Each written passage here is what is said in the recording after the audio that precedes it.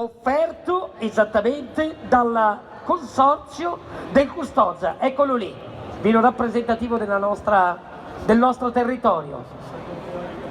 Grazie mille, grazie, un applauso.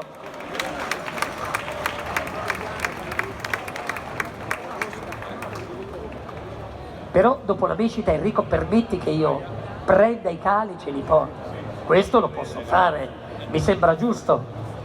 Sindaco, no sindaco, lei, aspetti, faccio io, intanto glielo do a Marcello. Sono stato abituato anche, c'è stata un'educazione propria in questo senso, grazie mille, grazie, io porto. Alessandro, Enrico, arrivo, eccolo là, e manca il mio, e allora io brindo con voi, quello centrale, grazie mille, perfetto. E allora, come si dice, buona osteria a tutti, buona osteria!